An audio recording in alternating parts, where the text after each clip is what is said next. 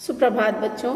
इससे पूर्व के वीडियो में मैंने आपको ललगद्य रचित वाक् से पहला और दूसरा वाक्य पढ़ाया था। आज हम तीसरे वाक्य को पढ़ेंगे, आगे बढ़ेंगे चैप्टर में तीसरे वाक्य के साथ। कवित्री ने पहले इस वाक्य में इस बात पे जोर दिया है कि संसार में ईश्वर ने हमें भेजा तो है बिल्कुल सीधा सादा सच्चा बना के, लेकिन सांसारिक मोह माया में फंस करके हम जो हैं उस सीधी राह से भटक जाते हैं। आई सीधी राह से गई न सीधी राह, सुसुम सेतु पर खड़ी थी बीत गया दिन आह, जेब टटोली कौड़ी न पाई माझी को दूं क्या उतराई। इसमें कवित्री कहती हैं कि प्रभु की प्राप्ति के लिए संसार में सीधे रास्ते से आई, अर्थात जन्म लिया, परंतु यहाँ आकर सांसारिक मोह माया उलझन में ऐसी फंसी कि मैं वहाँ सीधी नहीं पहुँच पाई। यहाँ कवित्री अपनी मजबूरियों को प्रकट करती हैं कि जिस उद्देश्य से ईश्वर ने जन्म दिया, सीधे मार्ग से सीधा सादा सच्चा बना के यहाँ भेजा, उसको भूलकर मैं सांसारिक बंधनों में फंस गई। मैंने जीवन की सुषुम्ना नारी के सहारे, मैं जो सुषुम्ना नारी कुंडलिनी आदि विद्या जो है उसके सहारे कुंडलिनी जागरण करने में व्यस्त रही और उसी में जीवन बीत गया। और जीवन के अंतिम समय में जब मैंने स्वयं को परखा तो कुछ भी हाथ न लगा।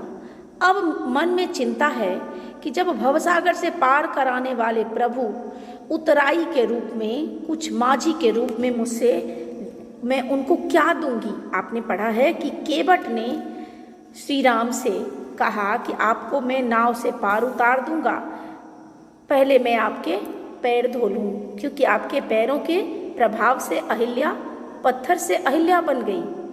पत्थर जो है वो अहिल्या एक नारी में परिवर्तित हो गई। तो और उसके बाद पैर धोने के बाद, चरणामृत लेने के बाद केवट ने जब उनको पार उतारा तो सीता जी ने अपनी अंगूठी उन्हें देने का प्रयास किया, लेकिन केवट ने कहा कि हे ईश्वर, जिस प्रकार इस सांसारिक नदी में मैंने आपको पार उतारा है, उसी तरह इस संसार रूपी नदी से मुझे पार आप उतार दीजिएगा, आप मेरे माझी बन जाइएगा और मैं जो है मुझे मोक्ष प्रदान कीजिएगा।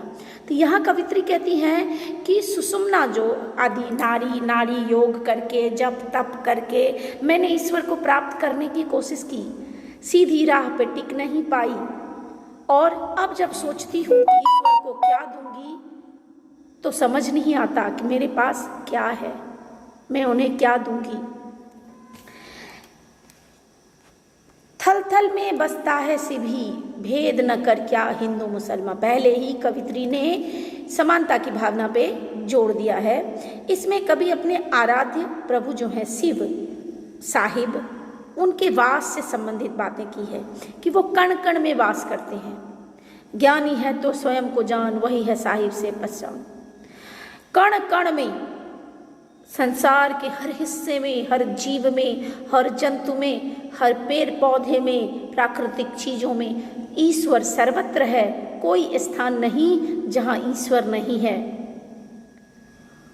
कवित्री जो है इसमें कहती हैं कि संसार में हिंदू और मुसलमान के बीच जो है भेदभाव का जो माहौल है उसका त्याग किया जाना उचित है, इसका संदेश देती हैं। वो कहती हैं कि हे मानव, धार्मिक भेदभाव को त्याग कर सीधे ऊपर वाले की उपासना करो। ईश्वर को जानने से पहले तुम स्वयं को जान लो, आत्मज्ञान प्राप्त करो, इंट्रोस्पेक्शन करो, आत्मालोचन करो और प्राप्त करो इस ईश्वर को, क्योंकि ईश्वर हमारे अंदर वास करता है, हमारी अच्छाई में वास करता है।